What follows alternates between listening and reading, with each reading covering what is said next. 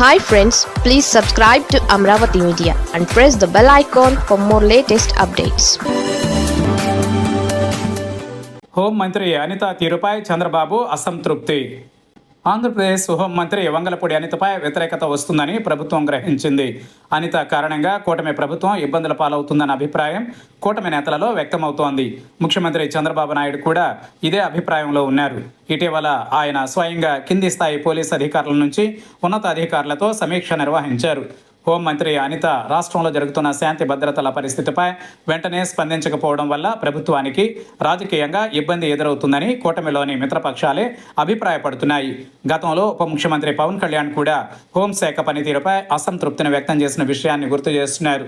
ప్రజలతో నేరుగా సంబంధాలుండేది పోలీస్ శాఖతోనే. ముఖ్యమంత్రి చంద్రబాబు ఎప్పుడు అధికారంలోకి వచ్చినా లా అండ్ ఆర్డర్ విషయంలో కఠినంగా వ్యవహరించేవారు. ఆయన హయాంలో నేరాలు తక్కువగా ఉంటాయని ప్రజలు కూడా విశ్వసిస్తారు. కానీ ఈసారి మాత్రం అందుకు భిన్నంగా జరుగుతోంది. అయితే లా అండ్ ఆర్డర్ పరిస్థితులు ఎప్పుడూ ఎవరి చేతుల్లోనూ ఉండవు, హోంమంత్రి చేతుల్లోనూ ఉండవు. కానీ ఒక సంఘటన జరిగిన వెంటనే రియాక్ట్ అయ్యి దానిపై అధికారులపై చర్యలకు సిఫార్సు చేయాలి. కానీ వంగలపూడి అనిత మాత్రం హోంశాఖ కంటే రాజకీయాలు, విపక్ష వైసీపీ అధినేత జగన్ను తిట్టడమే పనిగా పెట్టుకున్నారని, ఇది మరింత నష్టం చేకూరుస్తుందని కూటమిలోని మిత్రపక్షాలే అభిప్రాయపడుతున్నాయి.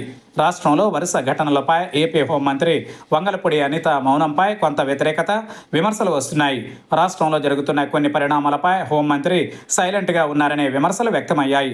గుంటూరులో ఒక మహిళను వివస్త్రణ చేసిన ఘటనలోనూ అనిత వెంటనే స్పందించలేదు. అలాగే రాజమండ్రిలో ప్రియాంకను కారుతో ఢీకొట్టి చంపిన విషయంలోనూ హోంమంత్రి రెస్పాండ్ కాలేదు.